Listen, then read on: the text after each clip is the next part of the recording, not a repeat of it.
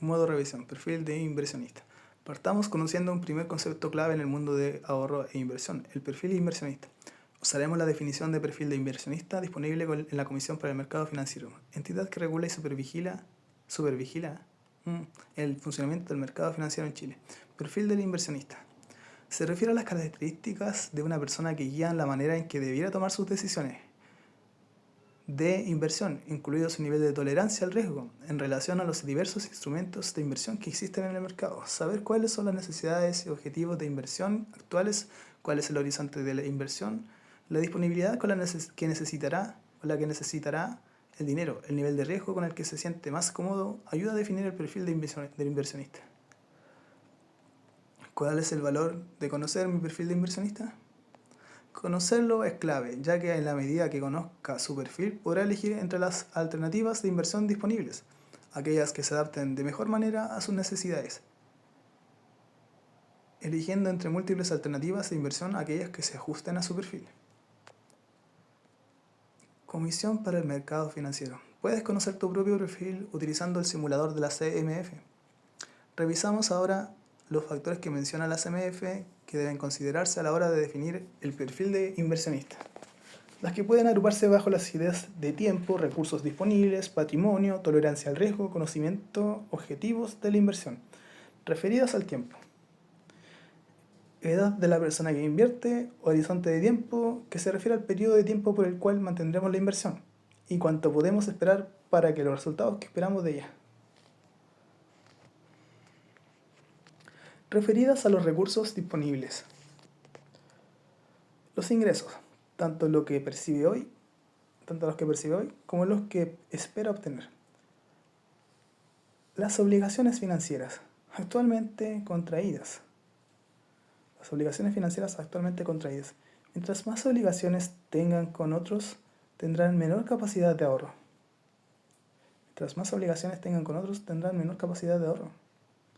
Capacidad de ahorro, que le permitirá aprovechar oportunidades o hacer frente a imprevistos. Patrimonio, representa el respaldo económico con el que cuenta. Tolerancia al riesgo, cuánto se está dispuesto a arriesgar, capacidad para soportar variaciones importantes en el valor de la inversión.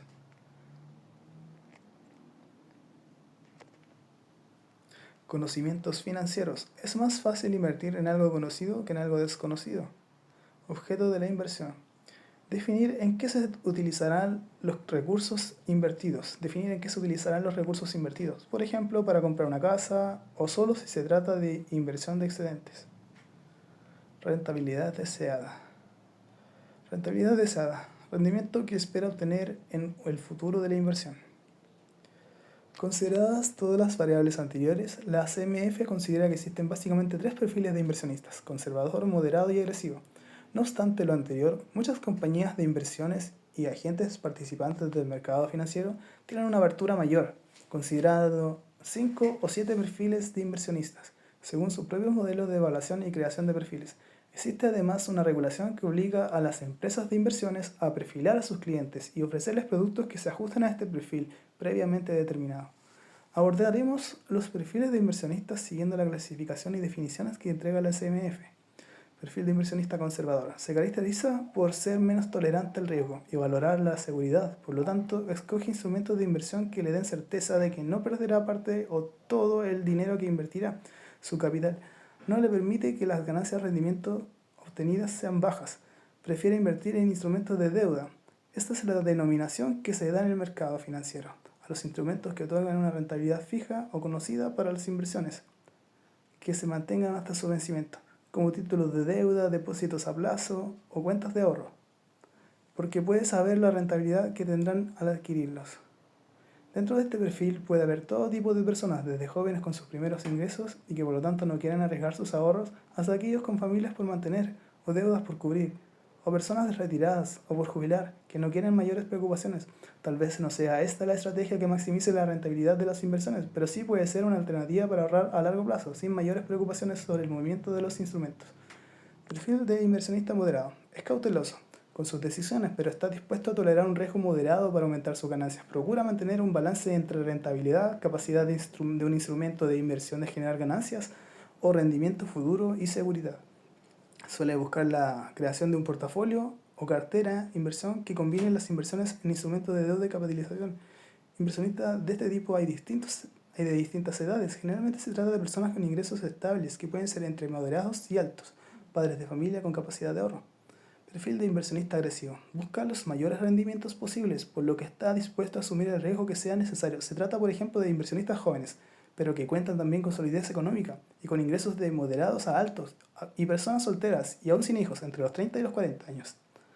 Corre riesgos en los mercados y opta por los instrumentos que prometen las ganancias más elevadas, sin importar si en un momento dado se arriesga a perder la mayor parte de la inversión. Prefieren portafolios de inversión en los que combinan fondos de capitalización, deuda a corto plazo y deuda a largo plazo. Ser un inversionista agresivo puede dar buenos resultados, siempre que no se esté invirtiendo el dinero de los gastos cotidianos.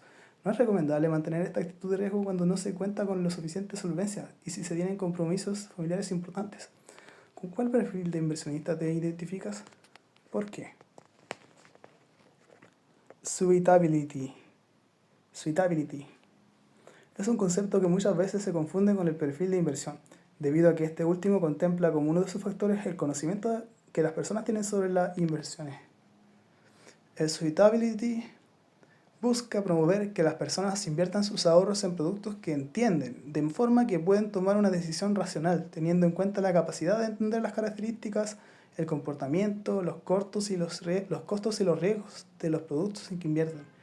La regulación chilena hace responsable a los intermediarios de asignar un nivel de idoneidad a cada uno de sus clientes, considerando para ello los conocimientos formales sobre productos y mercados, profesión y otros estudios, la experiencia previa en inversiones, qué productos ha utilizado anteriormente y otros factores que el intermediario considere pertinentes.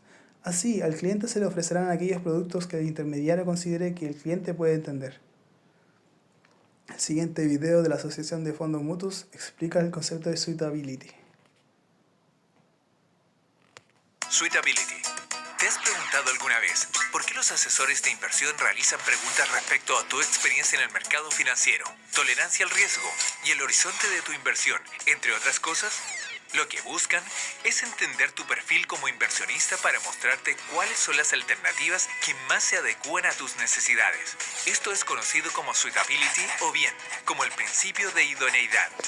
Las administradoras de fondos mutuos han definido políticas de suitability para que los partícipes o aportantes inviertan sus recursos en los fondos que más se adecúen a sus requerimientos, junto con entender los riesgos que están asumiendo.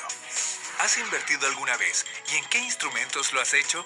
¿Cuáles son los objetivos de tu inversión? ¿Comprar una casa? ¿Pagar la educación de tus hijos? ¿Ahorrar para tu jubilación? ¿Cuál es tu horizonte de inversión?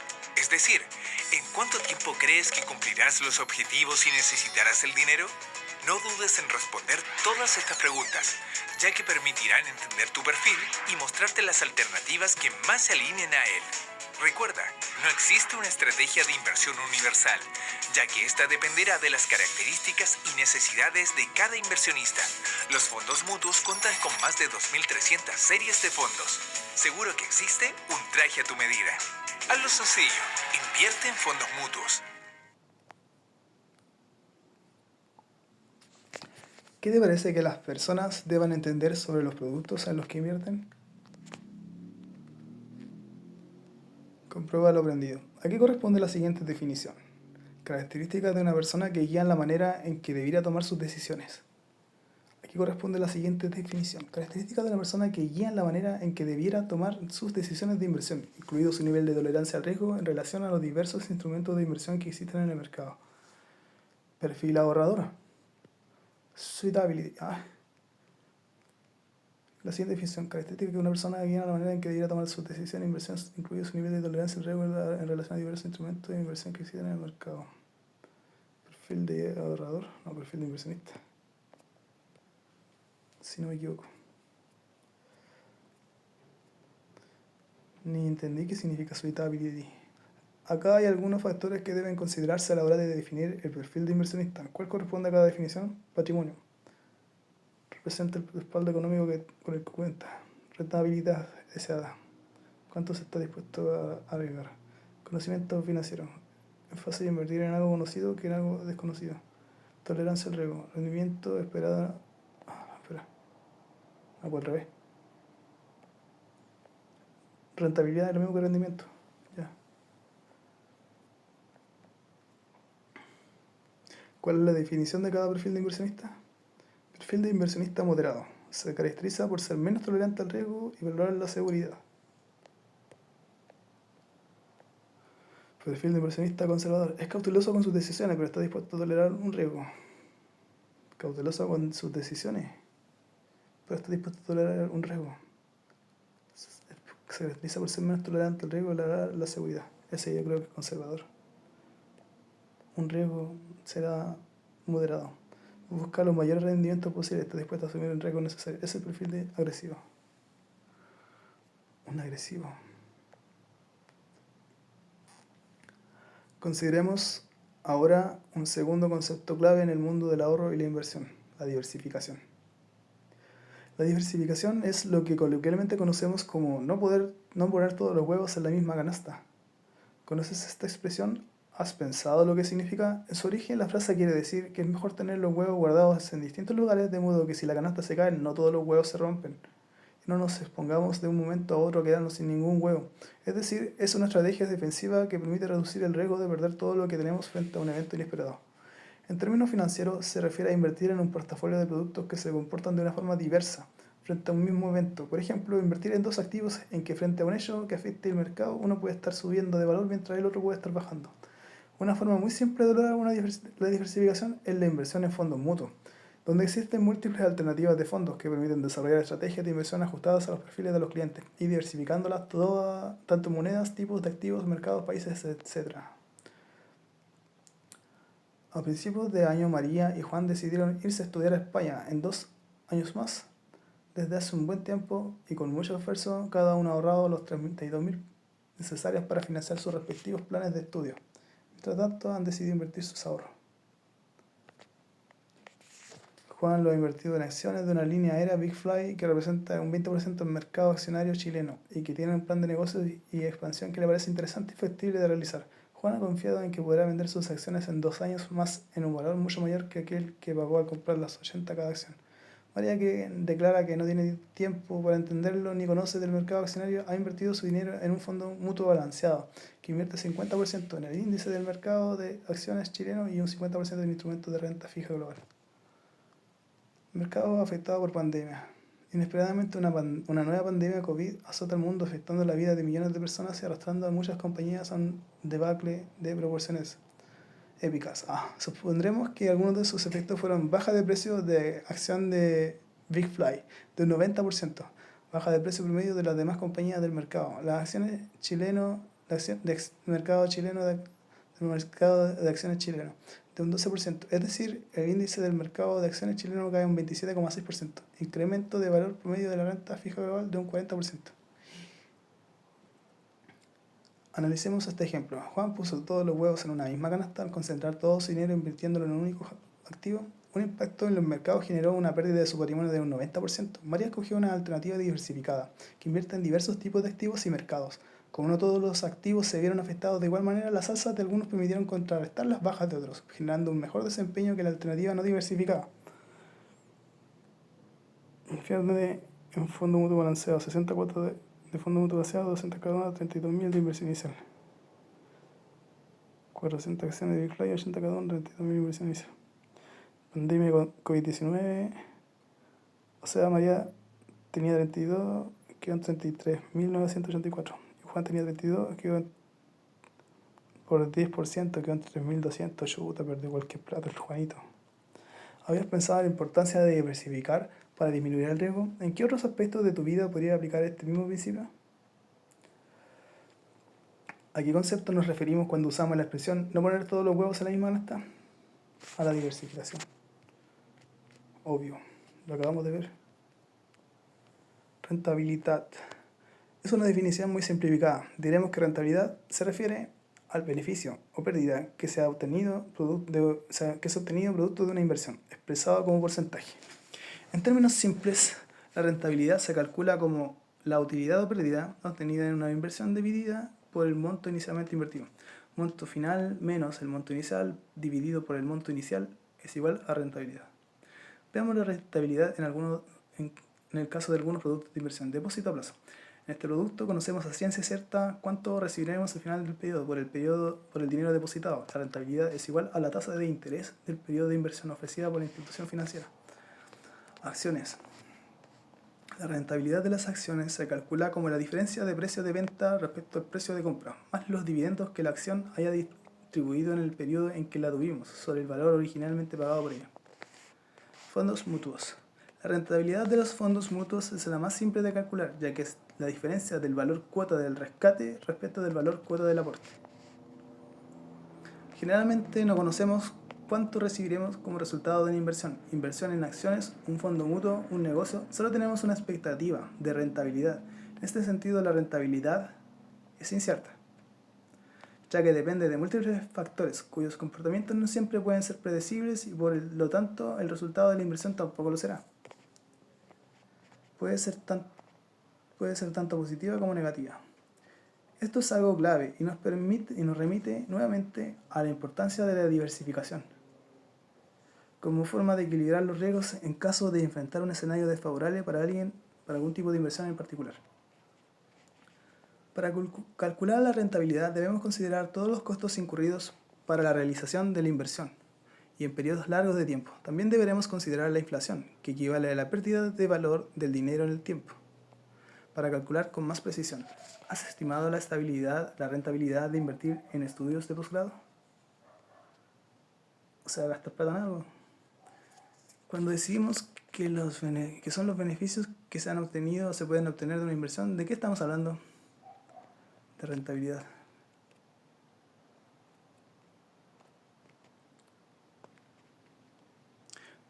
Ahorro y alternativas de inversión. El mercado de valores opera como cualquier otro mercado, en el que se transan bienes, solo que en este caso se trata de instrumentos financieros. La demanda y la oferta se producen en un lugar de intercambio llamado mercado, en el que la compra y venta se puede realizar a través de un intermediario, ya sea en una bolsa o fuera de ella, y en otros casos entre las partes interesadas, participantes del mercado de valores, emisores de valores. Ofrecen valores, acciones, bonos, cuotas de fondos mutuos, etc., para su venta en el mercado. Demandantes de valores. Personas o instituciones que desean obtener ganancias mediante la adquisición de instrumentos de inversión. Intermediación de valores. Se encuentran en esta categoría los intermediarios de valores, las operaciones de intermediación y las sociedades de apoyo a la intermediación. Reguladores y fiscalizadores. Supervisan que las actividades y participantes del mercado de valores operen dentro del marco legal y demás normativa reglamentaria que les sea aplicable. Entidades de apoyo a la información. Contribuyen con la fiscalización mediante la revisión de la información financiera de las sociedades. Existe también el mercado de productos, un mercado bursátil en el que se entranzan productos agropecuarios. Para abordar correctamente este tema, vamos a aclarar dos conceptos que normalmente se usan como sinónimos, pero en realidad no lo son. Ahorrar es bajar el nivel de gastos en forma consciente y deliberada con el objetivo de acumular dinero en el tiempo. Invertir es poner a trabajar nuestro dinero con la expectativa de generar una ganancia de rentabilidad futura. En los escenarios en que somos naturalmente superavitarios, es decir, contamos con la capacidad de generar excedentes de recursos dentro de un periodo de tiempo, en otras palabras, vamos acumulando dinero, nos iremos encontrando con la oportunidad de convertirnos en inversionistas. ¡Bravo! También podría darse que sin tener naturalmente estos excedentes, pero porque nos hemos propuesto alcanzar una meta, nos encontremos generando estos excedentes por la vía de la postergación del consumo en el tiempo. Esto es reducir gastos, hoy para contar con más recursos en el futuro. Cuando postergamos gastos presentes, normalmente estaremos hablando de gastos no esenciales, ni obligaciones de pago previamente contraídas, sino más bien de gastos que podemos considerar de gustos, prescindibles o suntuarios. Objetivo del ahorro. En una primera vista, podemos clasificar el objetivo del ahorro y las alternativas de inversión disponibles para ello en los siguientes grandes ámbitos. Previsional. Referidos al ahorro obligatorio que se gestiona dentro del sistema de pensiones.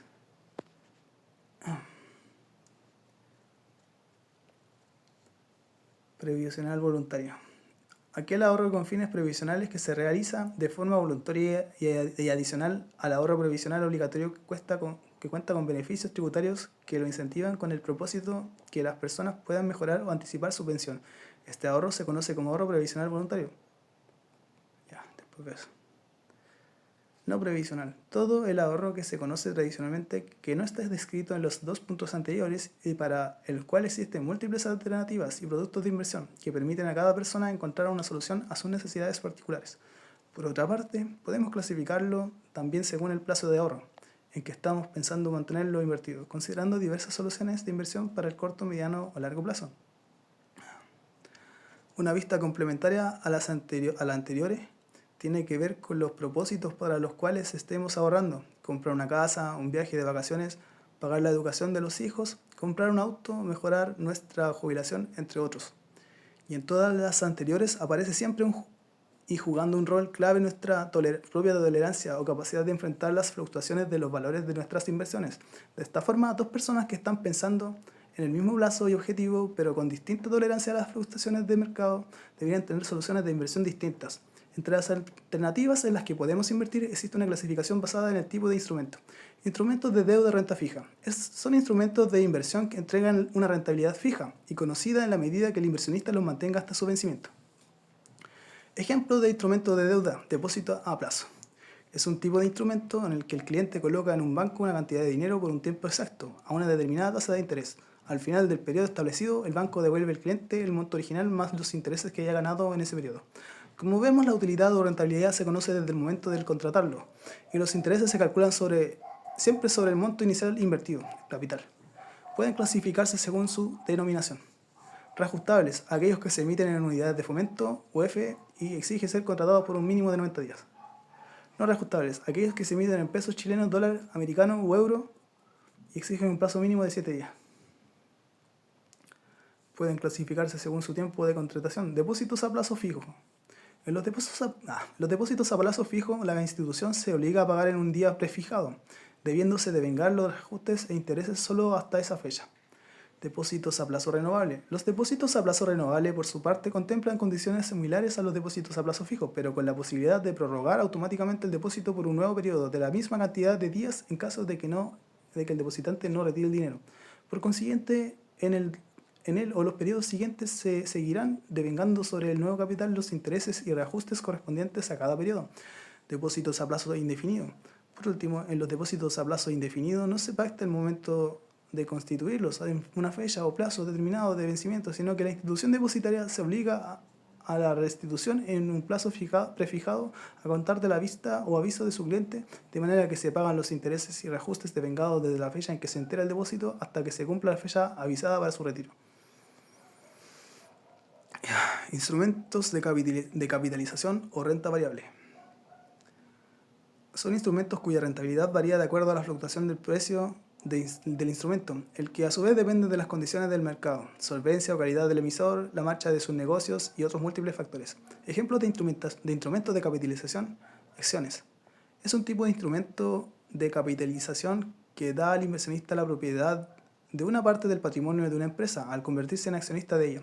El ser accionista implica también adquirir algunos derechos como percibir dividendos de la compañía y poder participar y votar en las juntas de accionistas. Las acciones normalmente se transan en el mercado financiero. A diferencia de la renta fija, el emisor de una acción no compromete el pago de ningún monto específico en el futuro al accionista. A diferencia de la renta fija, el emisor de una acción no compromete el pago de ningún monto específico en el futuro al accionista. La inversión se realiza porque el inversionista tiene expectativas respecto a la capacidad de la empresa de generar utilidades futuras, parte de las cuales serán distribuidas a sus accionistas como dividendos, y porque el accionista espera que el valor de sus acciones en el mercado va a subir en el futuro. Los instrumentos de capitalización presentan una rentabilidad esperada mayor que los instrumentos de deuda, pero tiene asociado un mayor riesgo al depender de múltiples factores y su valoración puede cambiar en cualquier momento, lo que significa una mayor volatilidad. Por esto, la inversión en este tipo de instrumentos se recomienda para plazos más largos, que den tiempo para recuperar eventuales bajas de precio. Fondos mutuos. Veamos cómo podemos identificar los conceptos que ya hemos mencionado, utilizando para ello el caso de los fondos mutuos.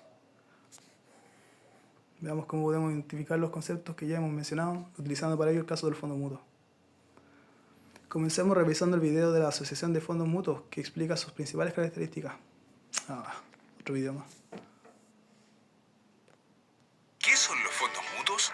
Fondo es un conjunto de recursos destinados a un objetivo determinado, y mutuo, que se realiza por dos o más personas. Así, fondo mutuo significa que los aportes en dinero de un grupo de personas o empresas que tienen similares objetivos de inversión se reúnen en un fondo común. Los fondos mutuos son administrados por profesionales, quienes invierten estos recursos en instrumentos financieros de distintos países, sectores y monedas, estructurando de este modo una cartera diversificada de activos, orientada a reducir y controlar el riesgo. Los fondos mutuos se pueden rescatar en cualquier momento, es decir, puedes obtener tu dinero junto a su retorno cuando lo solicites. Es por esto que los fondos mutuos son conocidos como un instrumento líquido. Los pagos de los rescates varían entre 1 y 10 días, dependiendo del fondo, por lo que en el caso de tener imprevistos se puede contar con el dinero prontamente y sin perder la rentabilidad obtenida hasta ese momento.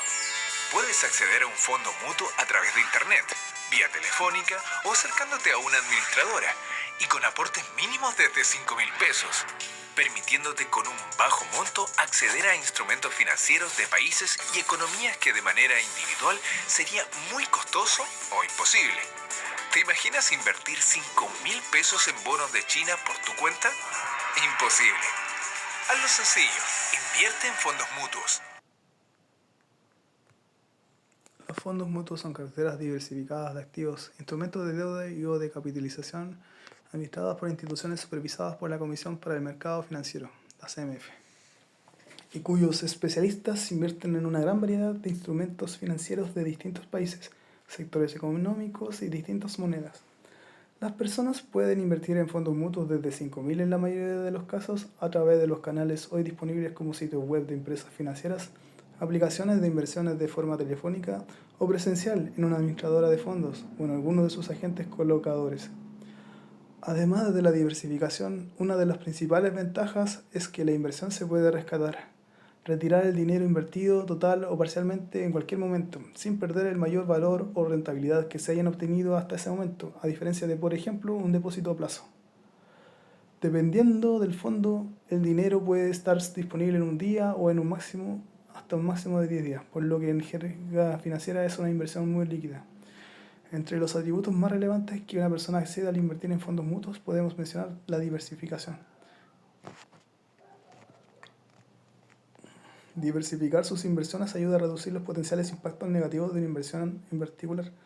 Al invertir en fondos mutuos automáticamente se diversifican, ya que ellos invierten en una gran variedad de instrumentos financieros, permitiendo así que el partícipe disponga de un portafolio diversificado en una escala mayor a la que obtendría si invirtiese directamente en distintos instrumentos y también a un costo menor. Liquidez. Es la facilidad para acceder rápidamente a tu dinero. Los fondos mutuos se pueden rescatar en cualquier momento, sin perder la rentabilidad obtenida. El pago de los rescates variará entre 1 a 10 días, dependiendo del fondo. Flexibilidad. Se puede elegir entre diferentes estrategias de inversión con objetivos y cualidades para adaptarse a los diversos perfiles de partícipes, seleccionando el más adecuado dentro de las amplias categorías de fondos de deuda, accionarios, balanceados y estructurados que existen hoy en el mercado chileno. Son más de 2.000 las alternativas, considerando las series de los fondos. Accesibilidad. Es posible ahorrar e invertir en fondos mutuos a partir de 5.000. Es por ello que, aun siendo pequeño, el aporte realizado se excede a las ventajas que entregan los fondos, como el alcance a los mercados del mundo y a instrumentos de inversión que en forma individual no sería posible. Comodidad.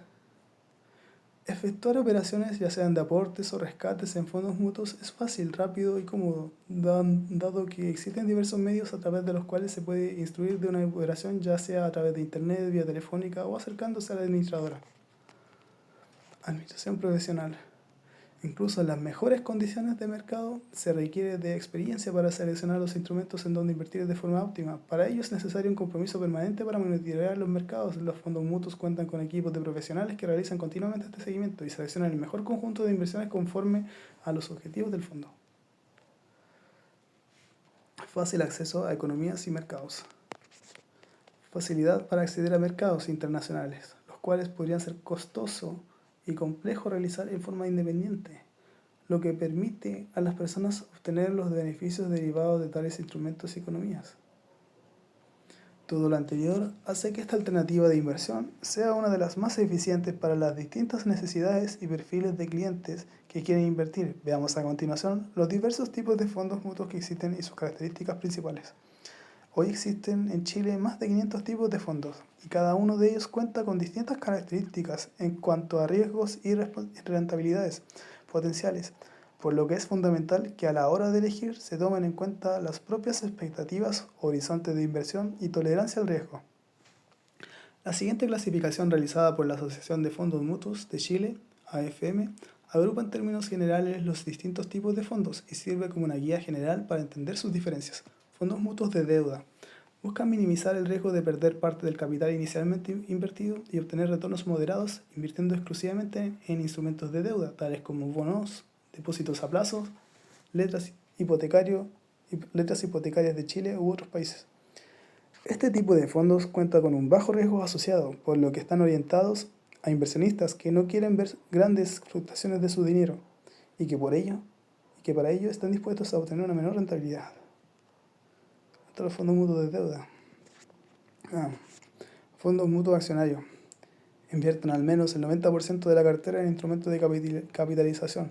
Estos fondos cuentan con un mayor riesgo asociado a volatilidad, pero al mismo tiempo un mayor potencial de rentabilidad. Son atractivos para quienes tienen mayor tolerancia al riesgo o que están dispuestos a invertir en un horizonte a largo plazo, de manera que pueden esperar la recuperación ante una eventual crisis o baja en los mercados. Fondos mutuos balanceados. Invierten en instrumentos de deuda y de capitalización. Estos fondos son recomendados para aquellos inversionistas que buscan un equilibrio entre riesgo y retorno y que cuentan con objetivos de inversión de mediano a largo plazo.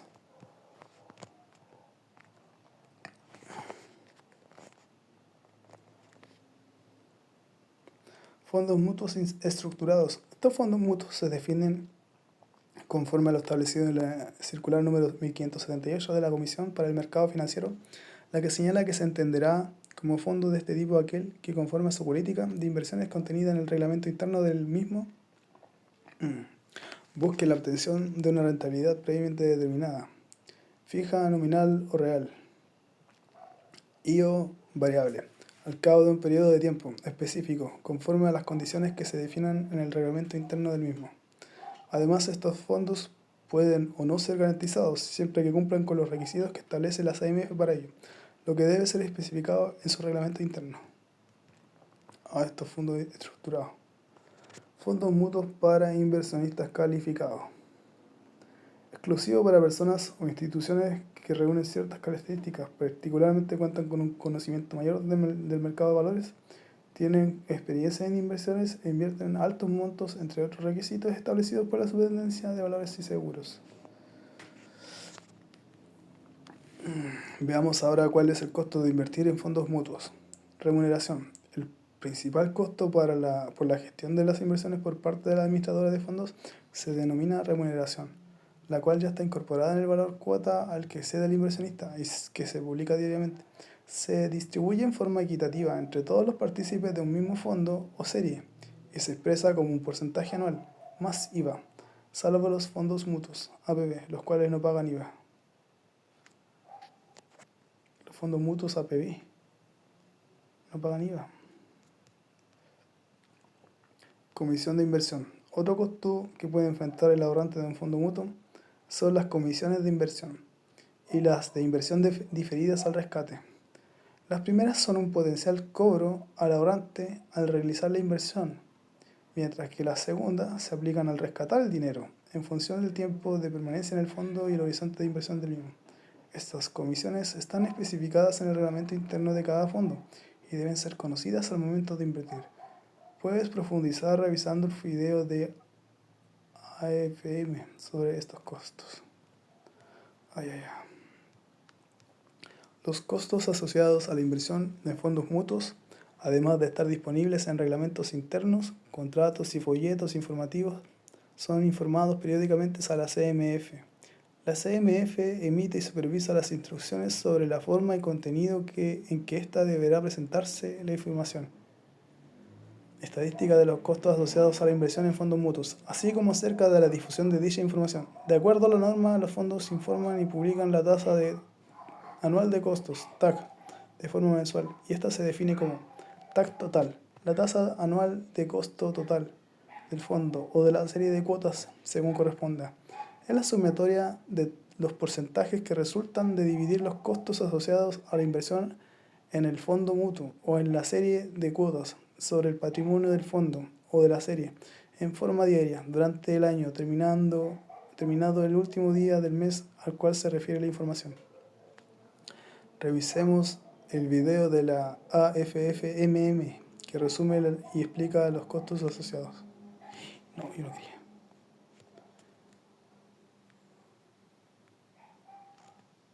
Chuta.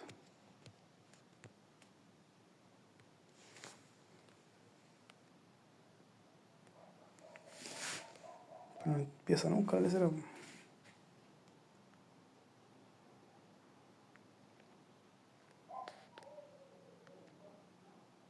Costos asociados a la inversión.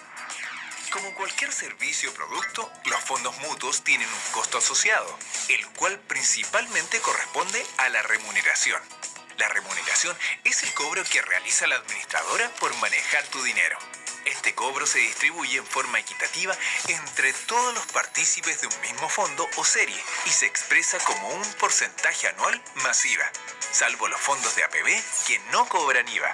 La remuneración se descuenta diariamente del valor cuota del fondo, por lo que siempre que veas la rentabilidad de tus inversiones, estarás viendo los resultados netos, es decir, ya descontado del costo de remuneración. A su vez, existen otros costos, entre ellos las comisiones, las cuales se cobran directamente al partícipe.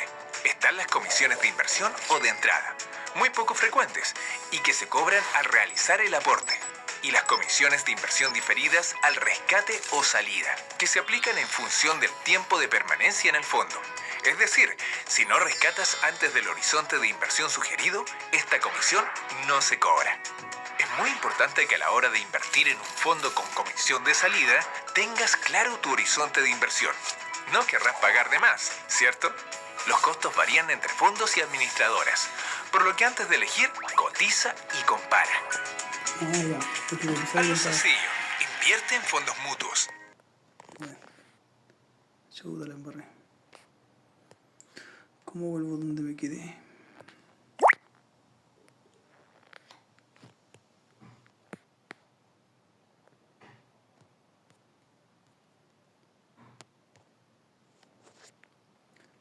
¿Dónde me quedé?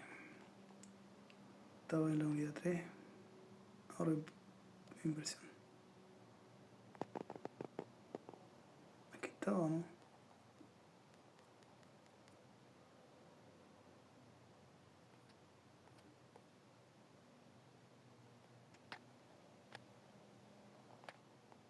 Sí, pues aquí estaba yo.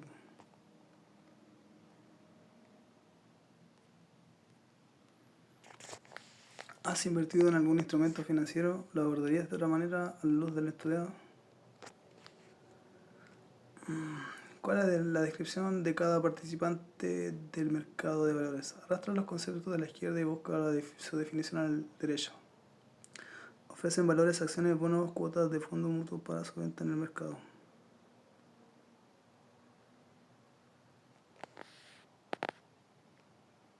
Si ofrecen, son emisores. Contribuyen con la fiscalización. Entidad de apoyo a la información. Personas o instituciones que desean obtener ganancias mediante demandantes de valores. Supervisan que las actividades del mercado de valores operen dentro del marco legal. Reguladores.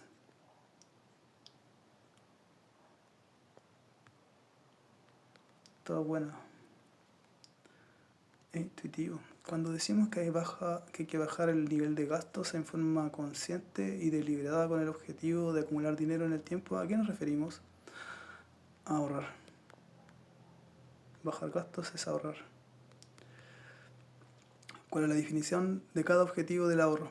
Arrastra los conceptos de la izquierda y busca su definición en el lado derecho. La definición de cada objetivo del ahorro. Objetivo del ahorro. Definición. Ya. Previsional voluntario. APB. provisional voluntario. ¿Referido al ahorro obligatorio? No. Previsional es obligatorio. Se realiza de forma voluntaria. A veces es voluntario. Existen múltiples alternativas de producto de inversión no previsional. Las múltiples alternativas son ahorro provisional voluntario APP. Mencionamos al iniciar esta sección los distintos tipos de ahorro que existen desde la perspectiva de su objetivo en cuanto a si eran o no previsionales. Profundizaremos ahora en el ahorro previsional voluntario, conocido como APP. Es un mecanismo que permite a las personas dependientes e independientes ahorrar sobre lo cotizado, obligatoriamente en su AFP, con el objetivo de mejorar o anticipar su pensión al alcanzar el monto necesario definido por la ley. El APB es parte del pilar de ahorro voluntario.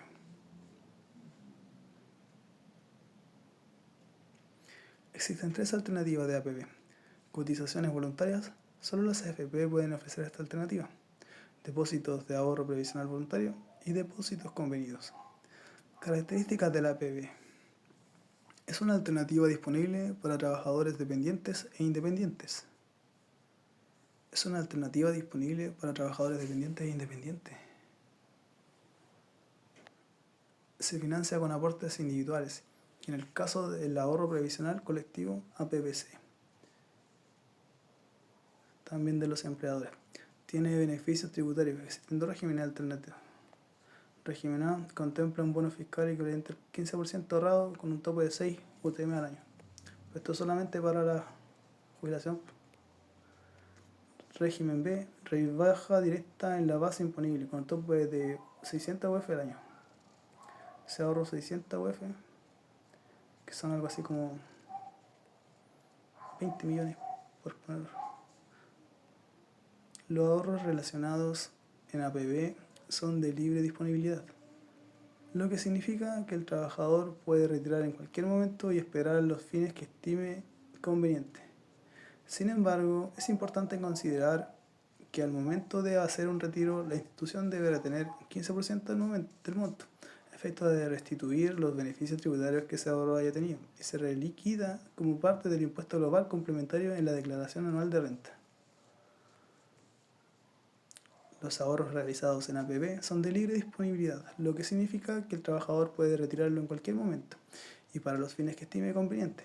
Sin embargo, es importante considerar que el monto de hacer un retiro, la institución debe retener un 15% del monto a efectos de restituir los beneficios tributarios que ese ahorro haya tenido y se reliquida como parte del impuesto global complementario en la declaración anual de renta. Los montos ahorrados bajo modalidad de APB son inembargables. Modalidades de APB. Ahorro provisional voluntario. Previsional. Lo realiza el trabajador pudiendo ser de forma directa o indirecta. Directa, el trabajador destina dinero desde su remuneración líquida y lo entera directamente en la institución donde haya contratado su APB. Indirecta, en este caso el empleador retiene el monto y lo entera en la institución donde el trabajador haya contratado el APB. Tope anual 600 UF, considerando los aportes de APB más los de APBC. Los aportes de la APB pueden ser retirados en cualquier momento por el trabajador, pero pagando el impuesto a la renta correspondiente. Un impuesto a la renta, no. Depósitos convenidos. Acuerdo bilateral entre el trabajador y el empleador, según el cual este último hace depósitos no constitutivos de renta a cuenta del trabajador. Esta modalidad de aportes únicamente puede realizarse de forma indirecta, vía empleador. Tope anual de 900 UF. Los fondos acumulados como depósitos convenidos solo pueden ser retirados para pensionarse. Ahorro previsional colectivo. Es una modalidad de APB basada en un contrato entre el empleador que representa a sus trabajadores y una institución autorizada que ofrezca planes de ahorro previsional voluntario colectivo, con el objetivo de realizar aportes provenientes del empleador y del trabajador para ahorrar con fines previsionales. ¿Cómo y dónde se puede contratar el APB? Para realizar este ahorro se ofrecen varias alternativas de planes, que son las propuestas en las que se puede invertir en instituciones donde poder realizarlo, como cuotas de fondos mutuos, seguros de vida con APB, cuotas de fondos de inversión, entre otras. ¿Con quién se contrata? Los planes de ahorro de APB pueden ser ofrecidos por las AFP e instituciones autorizadas que son administradores generales de fondos, corredores de bolsa, compañías de seguros, agentes de valores y bancos. ¿Cómo funciona? Los trabajadores que opten por efectuar cotizaciones voluntarias, depósitos de ahorro previsional voluntario o depósitos convenidos deben manifestar su voluntad en la entidad elegida o ante un representante o persona autorizada por aquella mediante la suscripción del formulario denominado Selección de Alternativas de Ahorro Previsional Voluntario. ¿Qué porcentaje de tu ingreso pensarías en destinar a APB? ¿Con lo que gano? Nada. ¿Cuáles serían características de la APB? Es una alternativa disponible para trabajadores dependientes e independientes. Se financia con... ¿Cuáles son las características? Se financia con aportes individuales y en el caso de ahorro provisional voluntario colectivo también de los empleadores.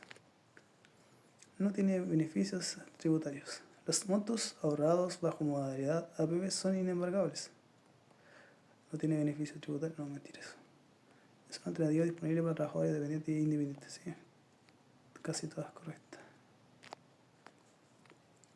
Lección 12. Infografía. A ver, veamos la infografía.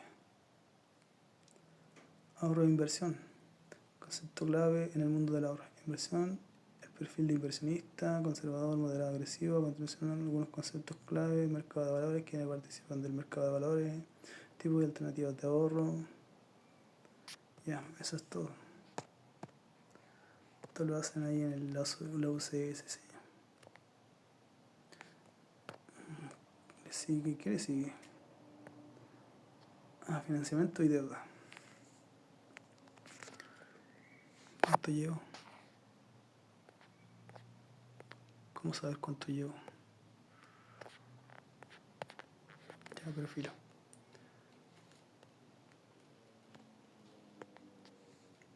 Deuda y equilibrio de largo plazo.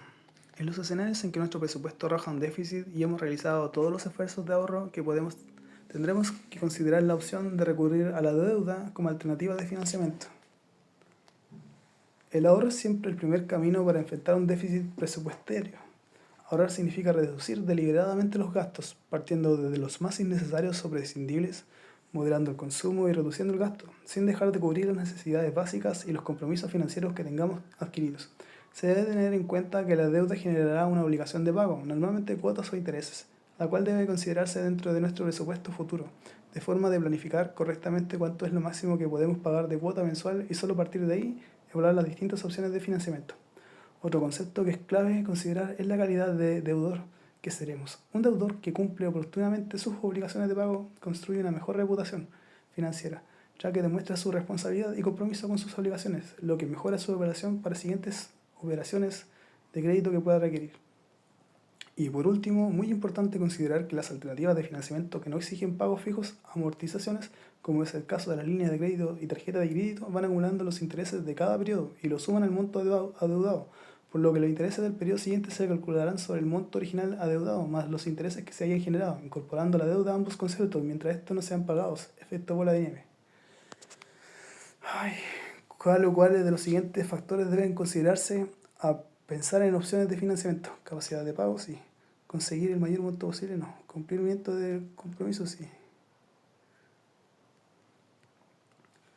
Tipo de necesidades y plazo y propósito. Las necesidades de financiamiento para nuestro déficit presupuestario serán distintas según el escenario en que nos encontremos y la relevancia que tengan en nuestro equilibrio presupuestario. Así será importante ser capaz de identificar si, por ejemplo, nuestra necesidad surge de un imprevisto, un incremento temporal de nuestros gastos o de una necesidad emergente que debemos abordar hoy y que no se repetirá frecuentemente en el futuro. Veamos ejemplos de estas distintas necesidades. Imprevisto, una situación que nos demanda un gasto inesperado, por ejemplo, una operación de apendicitis. Incremento temporal de nuestros gastos. Se refiere a un hecho puntual que genera más gastos en un periodo de tiempo, pero que no permanece en el tiempo. Por ejemplo, gastos adicionales realizados durante las vacaciones. Claro, es entendible. Necesidad emergente. Se refiere a la necesidad de realizar un gasto hoy para el cual no se cuenta con ahorros previos, pero que no es recurrente en el tiempo. Por ejemplo, la necesidad de comprar un computador. Entendible. ¿Eres más proclive a ahorrar antes de intentar un gasto relevante o buscar financiamiento y asumir posteriormente el compromiso de su pago dentro de tu presupuesto? ¿Por qué es importante evaluar el tipo de necesidades que debemos financiar? Es importante porque hay diversas formas de abordar las distintas necesidades según su monto, duración, recurrencia en el tiempo y la relevancia que este desequilibrio suponga en nuestra situación presupuestaria. Necesidad temporal y de bajo impacto. A priori, podríamos decir que una necesidad temporal y de bajo impacto en nuestro equilibrio presupuestario podríamos abordarlas con las fuentes de financiamiento como uso de las líneas de crédito bancaria o una deuda en la tarjeta de crédito, con el objetivo de resolver el déficit en forma rápida y luego cancelar la deuda prontamente, en la medida que dispongamos de ellas. La línea de crédito bancaria o el cupo de tarjeta de crédito son opciones de financiamiento ágiles e inmediatos, sin embargo tienen tasas de interés mayores que otras opciones, por lo tanto hay que administrarlas con mucho cuidado y preocuparse de pagar la deuda rápidamente. Necesidad de mayor impacto. En cambio, una necesidad que genere un mayor impacto en nuestro presupuesto probablemente requiera la contratación de un crédito de consumo, por ejemplo, el que nos permite cubrir el déficit hoy, pagar la obligación que estamos enfrentando, comprometiendo pagos mensuales fijos en el tiempo hasta que saldemos de esta deuda. Como dijimos antes, independiente de la alternativa de financiamiento que consideremos, todas generan compromisos de pago que debemos incluir en nuestro presupuesto futuro para asegurar que podremos enfrentarlos oportunamente. Realización de un proyecto futuro. Hay otro escenario en el que podemos considerar la contratación de una deuda, que es cuando consideramos la realización de un proyecto futuro que por su naturaleza o envergadura requiere acceder a un mercado de financiamiento probablemente a un mayor plazo. Cabe en este tipo de necesidad, por ejemplo, la compra de vivienda o las mejoras significativas a la vivienda que ya se tiene. Podríamos considerar aquí también el desarrollo de un emprendimiento o la compra de un automóvil. Si las revisamos en detalle, podremos ver que estas necesidades son de montos mucho más significativos que en un gasto extra en unas vacaciones o la compra de un computador, por lo que es natural considerar una deuda como forma de financiarlas. Esta imagen no se da vuelta. Así pues comprar una casa o un auto. Es decir, para proyectos tan significativos en monto, la deuda es probablemente la única forma de abordarlas y por eso mismo se financian con alternativas distintas a las que vimos anteriormente. Sumemos entonces a las alternativas de financiamiento los créditos hipotecarios de fines generales y los créditos de consumo de plazo mayor. Factores a considerar para definir tipo de financiamiento frente a un déficit. Relevancia. Impacto del déficit respecto a la capacidad de pago habitual. Plazo de pago. Tiempo en que podría cubrirse la deuda considerando la capacidad de pago habitual. Objetivos del gasto. Tipo de uso que se dará al monto de deuda contraído. Regla general. Déficit menos significativos y con posibilidad de pagarse en el corto plazo se financian con alternativas de corto plazo. Necesidades de mayor envergadura y aún que requerirán mayor tiempo para pagarse se financian con deuda de largo plazo. Comprueba lo aprendido. A continuación se presentan los factores para definir tipo de financiamiento frente a un déficit. Arrastra los conceptos de la izquierda y busca su definición en el lado derecho. Relevancia. Impacto del déficit respecto a la capacidad de pago habitual. Relevancia. Impacto del déficit. Tiempo en que podría cubrirse la deuda considerando la capacidad de pago habitual. Tipo de uso que se... Ya, yo creo que esa.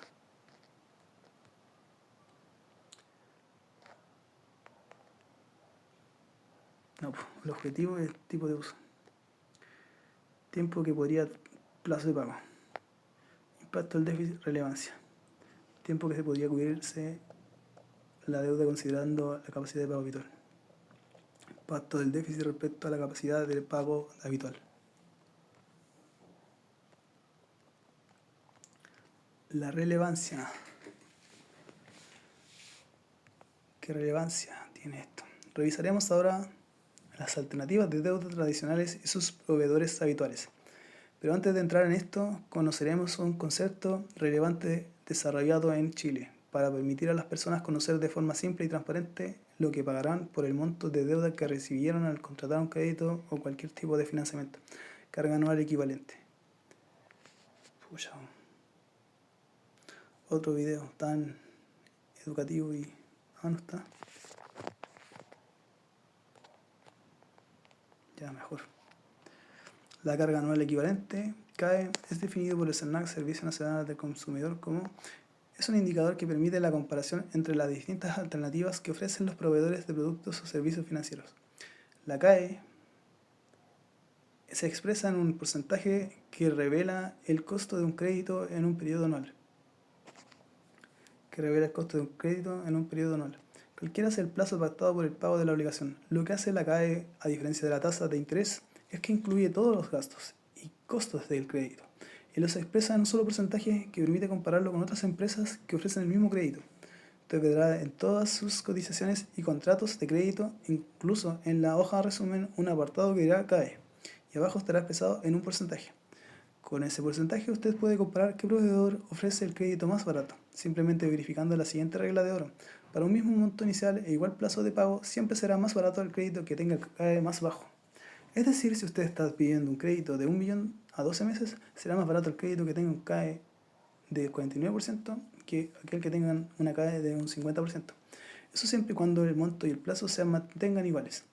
En resumen, el CAE es un indicador porcentual que incluye los intereses, gastos y seguros asociados al crédito expresados en forma anual, lo que permite comparar en forma objetiva el costo de un crédito entre diversas alternativas posibles. Conocer y entender el CAE nos permite comparar entre distintas alternativas para elegir entendiendo el real costo de cada una y abordar de la mejor forma la necesidad de financiamiento que estemos enfrentando. Como ya dijimos, no solo basta una menor tasa de interés, sino que hay que considerar los otros costos involucrados en las operaciones de financiamiento, antes de determinar cuál de ellas es efectivamente la de menor costo final. Si comparamos dos alternativas de financiamiento para un mismo objetivo, es decir, mismo monto y plazo de pago, siempre será más conveniente la que tenga menor CAE. Productos de financiamiento. Línea de crédito. Es un tipo de financiamiento que permite cubrir sobre giros pactados de cuenta corriente. La existencia de una línea de crédito está sujeta a evaluación y aprobación por parte de la entidad bancaria y una vez que se aprueba el monto puede accederse cuando se requiera. Su uso es adecuado para necesidades de dinero puntuales y permite acceder a un financiamiento en el momento en que se requiera sin necesidad de evaluación crediticia al momento del uso. El costo de uso de la línea de crédito se calcula en base a la tasa de interés indicada por la entidad bancaria en una base diaria hasta que el monto utilizado sea pagado. Mientras esté en uso, la línea de crédito cobra intereses diariamente por el monto usado. Al momento de la activación de la línea de crédito suele cobrarse el seguro de gravamen, pago de la deuda en caso de fallecimiento asociado al monto utilizado. En las líneas de crédito, los abonos que se hagan al monto utilizado rebajan deuda y liberan cupo, que puede ser utilizado nuevamente e incluso si aún no se ha pagado el total adeudado. Tarjeta de crédito. Es un producto mixto que puede utilizarse como medio de pago, como medio de financiamiento o una mezcla de ambos. A ver los tipos. El uso como medio de pago significa que pagamos el monto total de las compras facturadas en cada periodo detalladas en el estado de cuenta, es decir, no dejamos un remanente por pagar. Al usarse solo como medio de... Al usarse solo como medio de pago, accedemos a un financiamiento sin costo por el periodo comprendido entre la fecha de compra y la fecha de pago del estado de cuenta. El uso como medio de financiamiento se refiere cuando no pagamos el total de las compras facturadas en el periodo, a cuando no pagamos el total de las compras facturadas en el periodo y dejamos un remanente pendiente de pago, el que se transforma en deuda y sumará las compras del siguiente periodo. La deuda comenzará a generar intereses diariamente como cualquier crédito en base a la tasa de interés indicada en el mismo estado de cuenta. La deuda en la tarjeta de crédito tiene un alto costo financiero. El uso como medio de pago significa que pagamos el monto total de las compras facturadas en cada periodo, detalladas en el estado de cuenta. Es decir, nos dejamos un remanente por pagar. Ya. El otro uso permitido en las tarjetas de crédito es el compra en cuotas, en que normalmente se utiliza una parte del cupo aprobado al cliente con el fin de permitirle la compra de bienes y servicios en cuota o sin intereses, según se haya acordado al momento de la contratación. Al igual que las líneas de crédito, el monto abonado a la tarjeta de crédito rebaja deuda y libera cupo, que puede ser utilizado para nuevas compras o pagos a través de la tarjeta. Las tarjetas de crédito tienen asociados costos de mantención, facturación, seguros e impuestos para las operaciones de crédito y normalmente también tienen asociados programas de lealtad o beneficios para incentivar su uso. Crédito de consumo. Es un préstamo de dinero otorgado por ciertas instituciones financieras y que incluye el compromiso de pagarlo en cuotas periódicas normalmente mensuales, considerando a una cierta tasa de interés acordada al momento de la contratación de la operación. El monto de la deuda considera el que le será entregado al cliente más a los gastos operacionales, que son todos aquellos costos incurridos para la evaluación y el otorgamiento del crédito. El crédito de consumo, por su naturaleza, es de libre disponibilidad, lo que significa que puede ser utilizado para lo que uno estime conveniente. Como hemos mencionado antes, es muy importante considerar el tipo de gasto que haremos y la conveniencia de financiarlo o no con un crédito de consumo, ya que hasta terminar todo el plazo de pago de crédito debemos considerar en nuestro presupuesto el pago como obligación fija, el pago de esta cuota.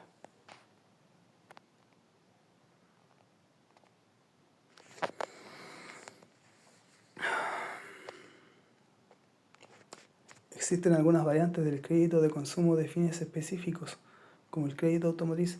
En ese caso, el auto se considera como garantía para la deuda contraída, por lo que se deja prendado en favor de quien otorga el financiamiento, permitiéndole exigir dicho bien en caso del no pago de la obligación por parte del deudor. Crédito hipotecario es un préstamo que se utiliza normalmente para la adquisición de una vivienda, por lo que su plazo es mucho mayor que las alternativas de financiamiento que vimos anteriormente, pudiendo llegar hasta de los 20 años, 240 meses. Una de sus principales características es que la propiedad adquirida queda en garantía o hipotecada a favor de la institución que otorga el financiamiento, como una forma de garantizar el cumplimiento de la obligación del deudor. La cuota asociada a un crédito hipotecario recibe el nombre de dividendo. Los plazos a los cuales se otorgan estos créditos son de varios años, lo cual debe ser informados dentro de las características del crédito, junto a los otros costos, seguros y tasas de interés asociados. Los plazos a los cuales se otorgan estos créditos son de varios años, los cuales deben ser informados dentro de las características del crédito, junto a los otros costos, seguros y tasas de interés asociados. El crédito hipotecario puede utilizarse no solo para la compra de una vivienda, sino también para reparación, ampliación o construcción de una vivienda, o para la compra de oficinas, locales, comerciales o sitios terrenos. La compra de una vivienda es probablemente el mayor o uno de los mayores gastos que una persona enfrenta en su vida, y el acceso a créditos hipotecarios permite que las personas adquieran hoy una vivienda con un financiamiento a largo plazo, pagando la deuda contraída en cuotas mensuales, dividendos comprometidas según la evaluación de su capacidad de pago al momento de contratar el crédito. Existe un tipo particular de crédito hipotecario llamado crédito hipotecario de fines generales, en que el dinero obtenido puede usarse para los fines, gastos o proyectos que el cliente quiera. Para poder obtener este crédito, el cliente debe poseer un inmueble que pueda ser hipotecado de modo de garantizar el pago de la deuda que está contrayendo. ¿Qué medio de pago usa regularmente? ¿Te sientes preparado para administrar responsablemente la deuda de una línea de crédito o tarjeta de crédito? Comprueba lo aprendido. ¿A qué corresponde la siguiente definición? Es un indicador que permite la comparación entre las distintas alternativas que ofrecen los proveedores de productos o servicios financieros. Se expresa en un porcentaje que revela el costo de un crédito en un periodo anual, cualquiera sea el plazo pactado para el pago de la obligación.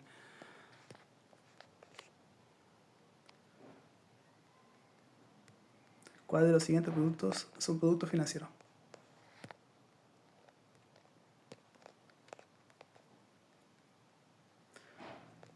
¿A qué corresponde la siguiente definición? Es un producto mixto que puede utilizarse como medio de pago, como medio de financiamiento o como una mezcla de ambos. Pues, ahí está. Infografía. Financiamiento y deuda. En ese escenario en que el presupuesto arroja un déficit, el ahorro. Porque es importante valorar el tipo de necesidad que debemos financiar. Déficit menos relevante, déficit relevante y necesidad de mayor envergadura. Financiamiento de deuda. Con ese porcentaje usted puede comparar qué proveedor puede ofrecer crédito más barato. Financiamiento y deuda. Alternativas de financiamiento más habituales. Línea de crédito, tarjeta de crédito, crédito de consumo y crédito hipotecario. Descargar infografía. ¿Ya la descargué otra vez? ¿O no? Bueno, ahí está. Pero filo.